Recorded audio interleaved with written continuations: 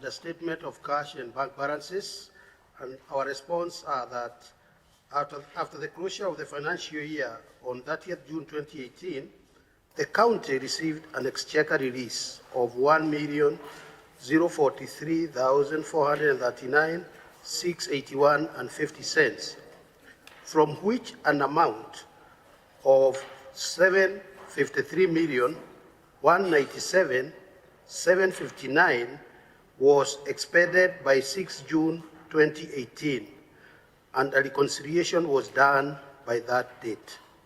The reconciliation was submitted to the Board of Survey as illustrated in Appendix 2A. To avoid this, the National Treasury should dispatch all exchequers on time to avoid the recurrence of the anomaly. And I want to take you, Mr. Chairman, to Appendix 2A. So Appendix 2A actually answers both of those two queries. As you can see, Mr. Chairman, we received the exchequer for June in July, and the total exchequer received was the 1,043,493,681.50 cents. But we had carried forward 399,980,928.50 cents. But then, when we received that exchequer, there were expenses that were to be paid in June, because this exchequer normally would have been received in June, and those expenditures are listed there, totaling 753,197,759, giving us the balance that is being questioned of 290 million, which, if you add with the balance that we had carried forward, was 690 million. 276 and 851. The only thing I would want to add there, Mr. Chairman, is that this is a recurrent problem. Every time we receive the June exchequer in July, it relates for expenses in June. And unless Treasury releases the June exchequer before 15th of June to allow us time to spend, this kind of thing will recur, or then we have to change the Public Finance Management Act regulation to allow that kind of thing. That's my submission on that issue. I can go on to the second one. Let's go to the other one. On an undisclosed cash book balance, Mr. Chairman. Where are you? I am on page 3 of so we have done, 30. And on 2.3, 2.2 you have done it? Yes, 2.2 I have done. I'm now doing 2.2 is the one I'm looking at. Yes. Which I have done. Okay.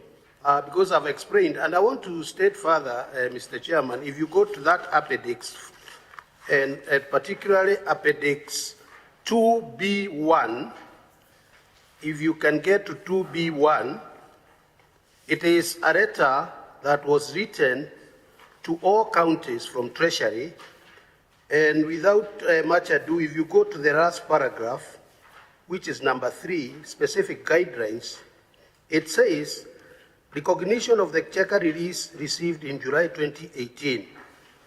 As you are aware, a portion of the exchequer released for CARA number 23, 2017, for the financial year 2017-2018 was received by county government in the first week of July.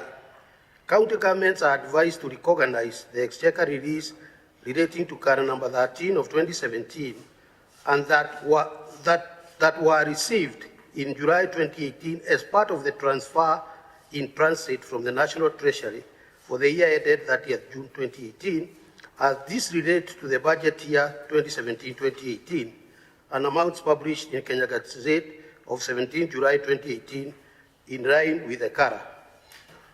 So that is my response on 2.2. And then, Mr. Chairman, on 2.3. My response is as follows. The omitted bank balance figures were not included in the financial statement. Because here, Mr. Chairman, we own it, that unfortunately we were treating this item, which was a transfer to sub-counties, we were treating it as an expenditure. whereas indeed it was money in transit, it was interest that was supposed to go to the counties. And therefore, because it was an expenditure, it could not be reflected in the IFMIS as interest.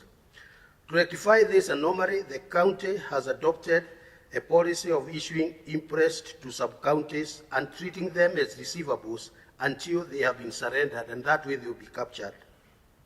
What is the General? Thank you, Chairman. We confirm that the regulations stipulate that that should be done as of 30th June of every year. So the county government was late by 1 week.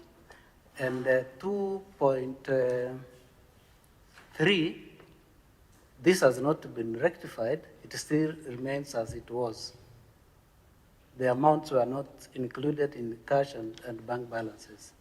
What do you make of the letter from the National Treasury?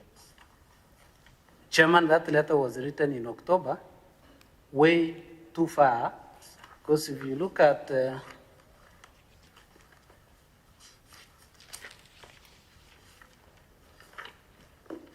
letter is dated, Chairman, 5th October 2018.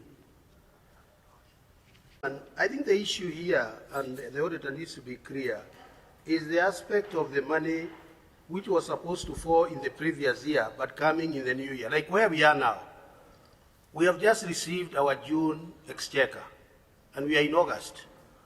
This June exchequer will be expended for items that fell in June. So realistically, what will happen practically is that the receipt will be in July, but the expenditure will be reflected in June, thereby causing that difference. But as long as, and this could be solved if Treasury can release the June exchequer by 15th of June. It will give us 15 days to spend it. And therefore, by the time we close the year, we'll have spent appropriately up to the end of the year. I don't know what the auditor would say about that. Senator Chila Yako? This is... We would have done that if we received the exchequer within the month. So we received the exchequer after the month, and therefore it was relating to the expenditure for the previous month. And that is why, and I agree with you entirely, because we said here that we reconciled on 6th of July. So by the time we were submitting this in September, I do own that we should have shown the reconciliation, but still the reconciliation on this audit query of 753 would still arise because it comes in a different month to be spent for a different, the previous month. But I agree the information captured on 6th of July should have been sent to the auditors by end of September. That one I own. Ochilo? Thank you. Governor, granted that Section 31 and Section 62. You look at Section 149 of the PFM Act. There is a need to comply with the submission of information to the Office of the Auditor General so that they do their thing, and their thing causes us to sit the way we sit, and then we discuss the way we are discussing. If that cycle is broken and delayed, the Constitution is frozen. So granted that you are not in office at that particular time, and granted that this violates the law and attracts a penalty, what is your suggestion so that we hear you? About those who are in office, particularly, I'm sure your staff and other people may have been in office, and they were the ones who are responsible for this. And as a committee, we want to see your thinking. Thank you. Thank you, Chair. And I agree entirely with the sentiments expressed by Senator Ayako. In fact, as we proceed with this audit, I want to own and say, one of the things that you are going to see is that we were given the draft audit, and we checked the draft audit, and I'm saying we because we were we, and then we gave our management response, but on a number of issues such as this and others that are going to come, you realize that the documents that were supposed to have been presented to the auditor within the 14 days of giving the management response were indeed not presented. But since I came in and I knew I was coming here, we have retrieved those documents and they are presented. So they are presented, although by the time they were supposed to have been presented within the 14 days, they were not. So on this, I own up. I agree with the question that you have raised, is we have broken the law. We will look at the officers who were in charge at that time, because we have the county executive member who was in office at that time. We have the chief finance officer who was in office, and we will take the necessary measures in order that they are penalized for the action they have taken. Thank you, Governor. In view of what you have said, obviously the law has been broken. No executive officer or CE's finance should abrogate the law. We must be stickler of the law. And in accordance with Article 90 of the subsidiary legislation of PFM Act regulations, and also in reference to Article 97(4), there's need to take administrative action on the officer who willfully, knowing the law, did not comply with the law. And henceforth, will not take it very kindly for any person who contravenes the law. Auditor General, are you satisfied with that approach?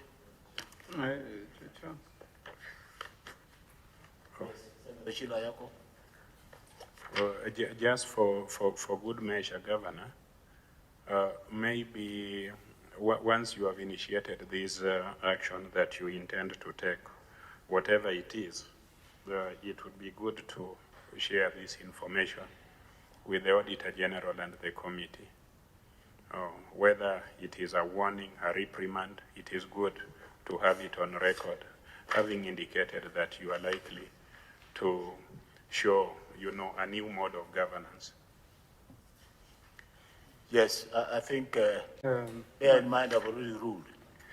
Well, Chair, my issue is on, I just wanted to understand, has that irregularity that the Auditor General has pointed out in 2.1, where he says that the entries were made irregularly, has the irregularity itself been addressed? What was the irregularity in the entries of that date, Chair? I needed that update.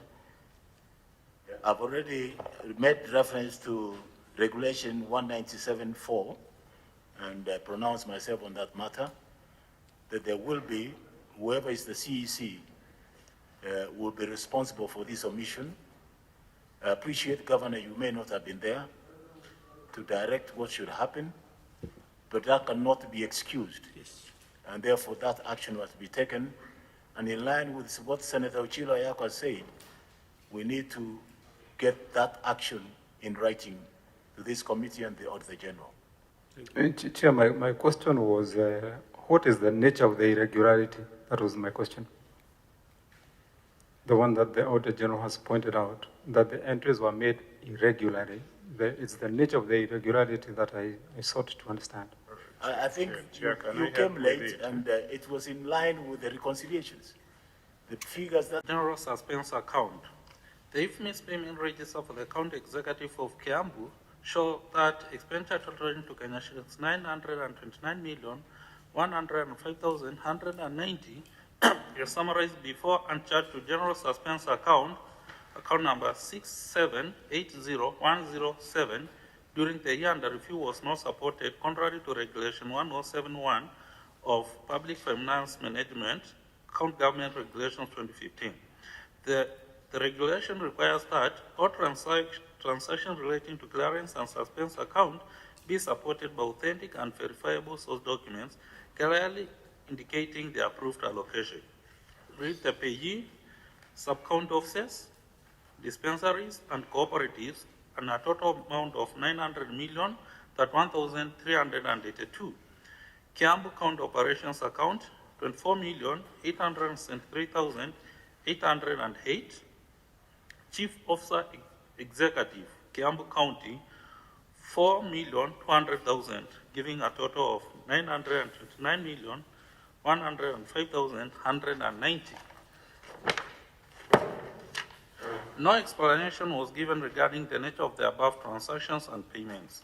As a result, the validity and propriety of the payments totaling to Kenya shillings 929,105,190 could not be confirmed. Governor. Mr. Chairman, as you probably saw, I cite, it is true that some money was paid through the general suspense account.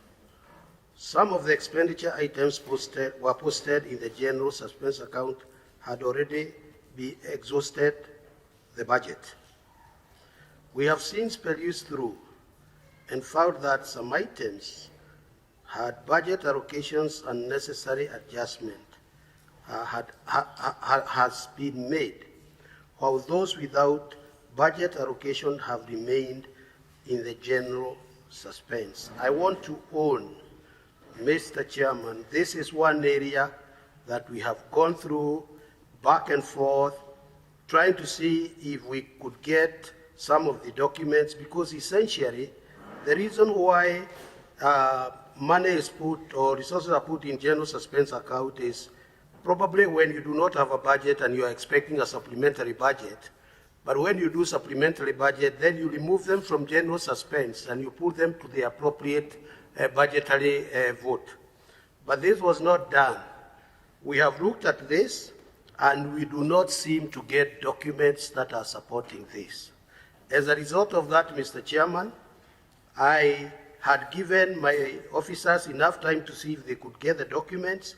Looks, we cannot get those documents, and this is an issue that I would propose that if EACC is in the meeting, that they take up and follow it appropriately.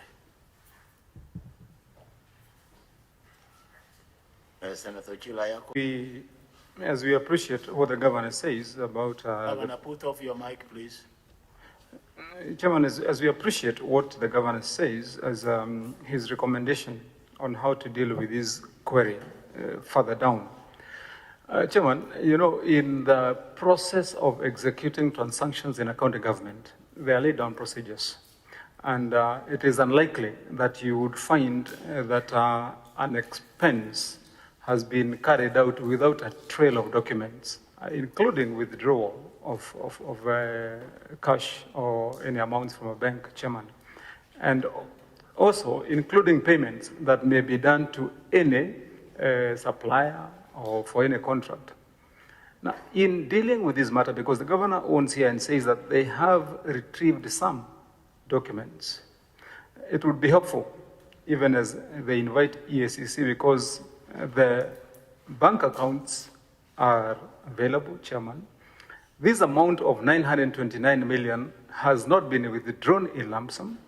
Number three, those some accounts or amounts that the governor has referred to that they have reconciled some amounts should be part of what is the response here, saying out of this 929 million, we have recovered 1, 2, 3, 5, 10 million in these transactions, and so a balance of so much is yet to be reconciled or dealt with. Then from there, the trail of documents is what would help EACC to move, because I would say somebody initiated this transaction and went and withdrew this amount or paid this person. That trail is there. Unless there is, Chairman, then an admittance that somebody then indeed committed a crime of withdrawing the money in lump sum. So, and that is why, Chairman, we needed to have the IFMIS report the manual documents or the manual records.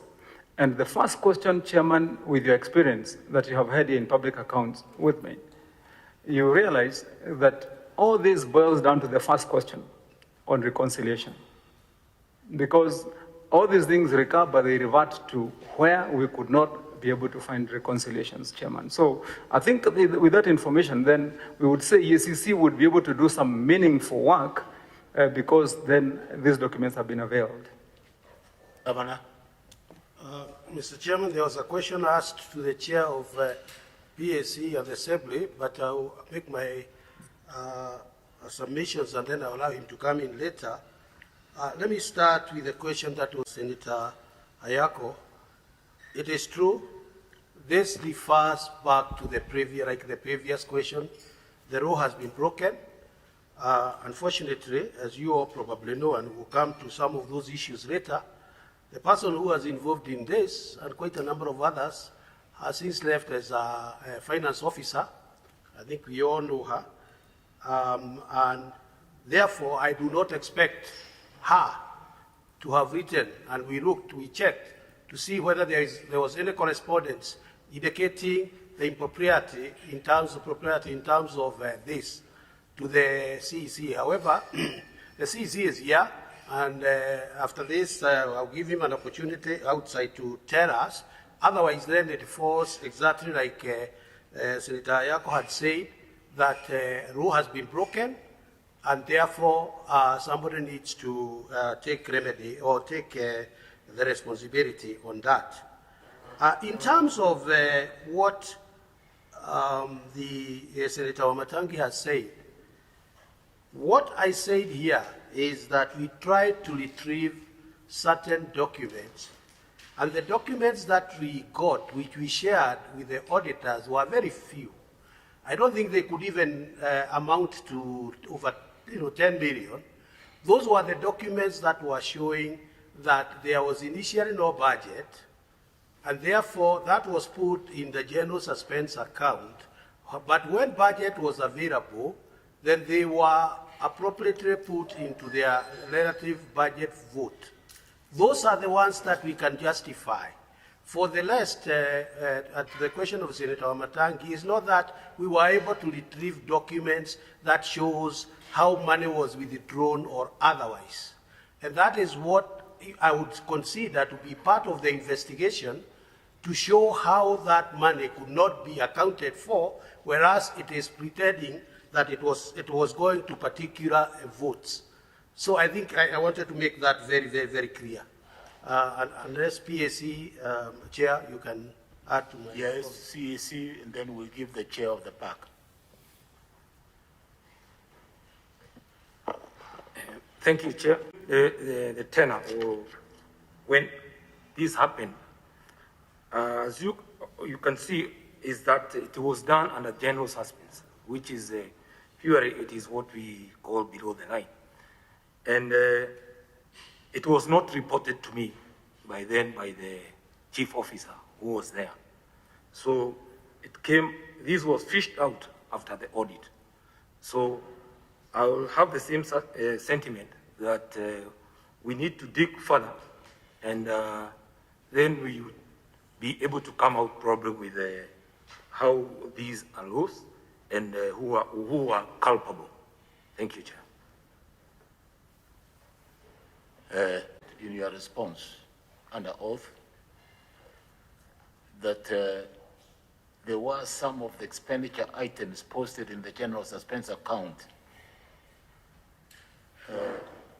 And when you peruse through, you only found some items on the budget allocations, and necessary adjustments had been made to those without budget allocations.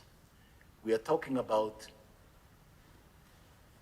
929,105,190 shillings.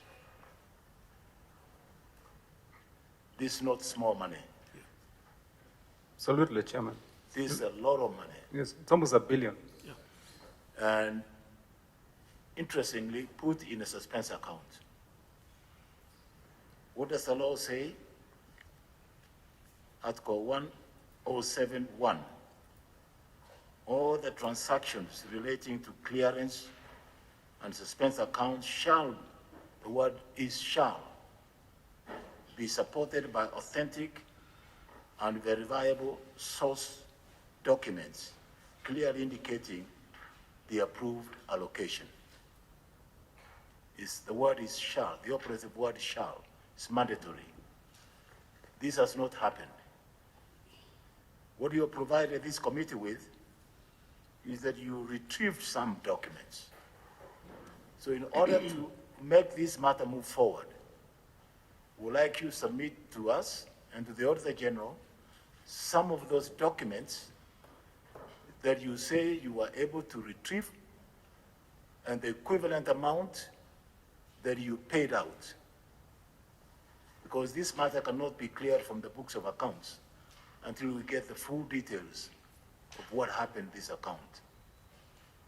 And out of your own volition, I'll invite the ESCC to be able to look in this matter, because even if we prosecuted this issue long enough, they have already admitted that there's a problem.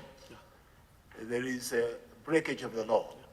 And therefore, we ask the ESCC, in their normal way of investigative process, be able to enter this matter and establish this suspense account of 929, where it went. And I think the public of Kiambu owes the truth to come out on this matter. And I think we need to leave it at that level. Thank you. Chair, maybe I don't want to. Thank you, Chair. This is just a request regarding your ruling. You had already ruled in this matter, and I'm in total concurrence with your ruling. But I want to share some information with the governor. The governor, without going to the details of the law, I'll invite you at your time, and your officials should look at Section 149 of the PFM Act. You have it on what constitutes lawful and authorized expenditure. Then you will go and look at Section 154, limited powers of accounting officers to relocate appropriated funds. And then you will go to 156, disciplinary measures against public and accounting officers. But of utmost importance is the duty conferred upon public officers under Section 201. And the Chair, just allow me to quickly say it. Duty of county chief officers to report suspected offenses. 1, if the county chief officer suspects that an offense may have been committed under this act, he or she may notify the county executive member for finance and take all practicable steps to report the matter to the relevant law enforcement authority to enable that authority to investigate the suspected offense, and if evidence of the offense is discovered, to institute proceedings to prosecute any person who is alleged to have committed it. 2 is of utmost importance to you. If the county chief officer fails to report, the consequences are there. The chair has ruled that ESCC takes the matter. It would interest this committee to see on your part what you are doing to ensure compliance with this aspect of the law, particularly 201 of PFM Act. Their duty is conferred upon the county and the officers to initiate the action so that they don't have to wait for the order or direction of the chair or of this committee. Senator Maula. Yeah, thank you very much, Chair. I think The statement of receipts and payments reflects an expenditure of shillings 5,806,221,102 on compensation of employees, which includes an amount of shillings 637,907,489 on the following items. Item 1, basic wages of temporary employees, an amount of 503,119,105. Personal allowances paid as part of salary, 134,851,304, giving a total of 637,970,409 Kenya shillings. The above amount was not, however, supported with relevant documentation. As a result, the validity and propriety of the expenditure of Kenya shillings 637,970,489 could not be confirmed. Governor? Mr. Chairman, basic wages of temporary employees of 503,119,105. Auditor, your microphone off. Okay, Mr. Chairman, basic wages of temporary employees of 503,119,105 relates to payment to contractual employees and casual laborers. The documents supporting the said expenditure are available and have been passed on to the auditors for verification. Personal allowances paid as part of the salary includes non-participatory allowance, house allowance, leave allowance, and responsibility allowance as per IPPD reports. These allowances are paid together with salaries.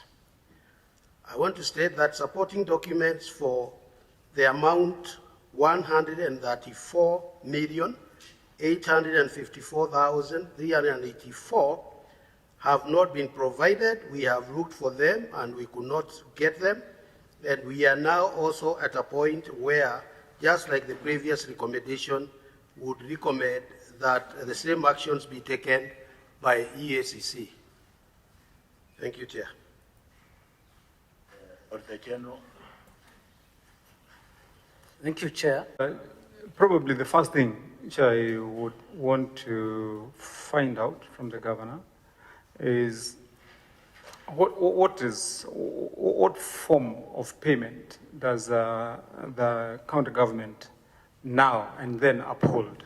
Because, Chair, in tracing these documents, and maybe the Auditor General, you're also going to help us, the governor says that the 503 million, that was payments to contractual employees and casual laborers.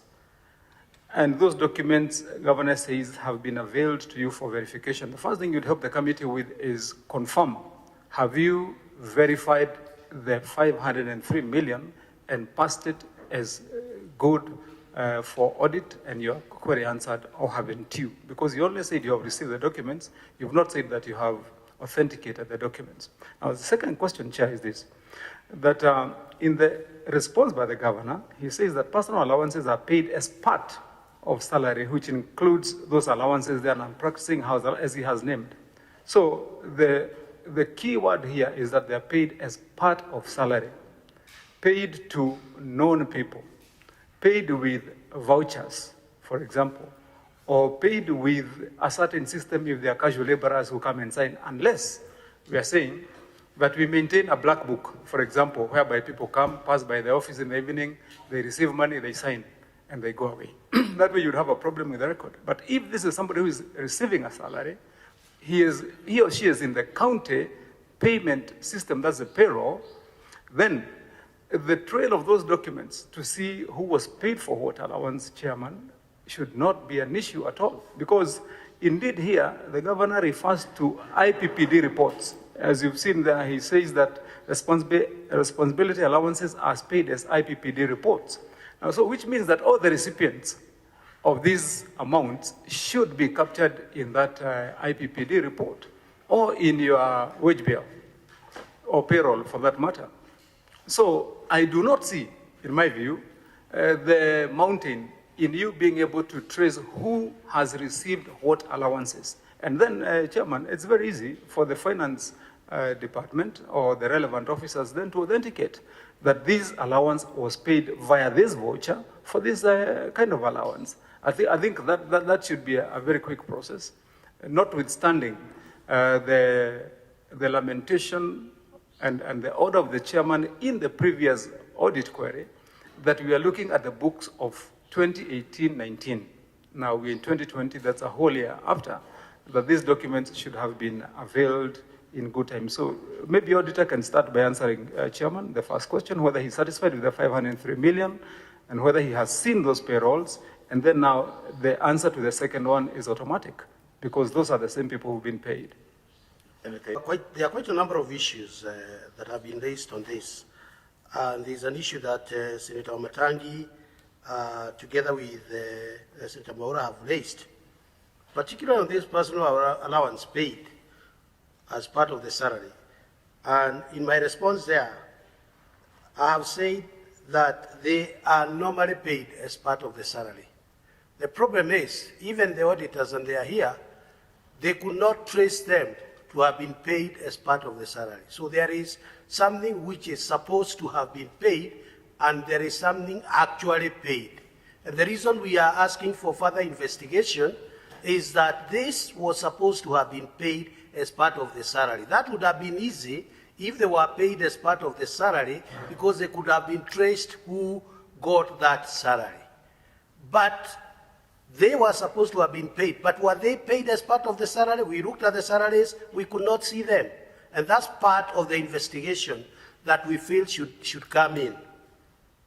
In terms of, and it is very, very important for us not to forget what was happening in Kiambu about a year ago. And there were quite a number of changes that were taking place. And I want to agree with Senator Ayako that documents in Kiambu have actually been lost. And I want to agree with you, and you asked what measures I'm taking to ensure that documents are kept in safe custody. We have already identified a basement, a whole floor basement in Nova, just next to our offices, for documentation, because documents have been lost. In the process of what we were going through, I think the key exercise was removing documents here and there. So I want to say that we tried, this amount was supposed to have been paid as part of the salary. We tried to trace it through salary, we could not get it, and that's why we are saying further investigation on it should have been done. So it is not true that it was paid as part of the salary. On the issue of cleaning up temporary employees and all of that, Mr. Chairman, one of the things that I did when I took over, for the first 6 months I was powerless under the County Governments Act, Section 32, completely powerless for 6 months. But when I took over about 6 months ago, from 1st of February, one thing that I did was to clean the process. There were so many people who were employed masquerading as employees of the county. So you had a county, sub-county administrator, and 3 more who are coming in masquerading as sub-county administrator, and I cleaned that process. There was a whole process of enforcement. Over 700 people all over the place. I cleaned that process. So I've been able to clean that, and we will come later on the wage bill, which is what Senator Seragai has asked. We'll come to the wage bill, and I'll tell you some of the things that we are doing to clean the process. Now, we had a problem, Mr. Chairman, and it's good to own because I'm on oath. We had a problem with cashiers. Because first, in my 6 months as acting governor, I did not have a public service board. And here you had cashiers who were going on at that time and whose contract came to an end in November. And they were asking me, can you pay me or extend my contract, which I couldn't. So since the Public Service Board has come, we have cleaned that process of cashiers. In fact, a number of them, the contract was coming to an end this June. But, as we are all Kenyans, with this issue of COVID, we had to consider probably whether this is the right time to send people home. But yes, we are cleaning the process as far as that is concerned. I think the final say I have on this particular figure is that we are purporting to have said that it was paid as part of allowance, which may not necessarily be true. And that's why the documents are not there. And that's why I'm asking for support from another office that can help us to trace those. Remember, the finance officer who was there is no longer there. The governor who was there is no longer there, and quite a number of other people in finance.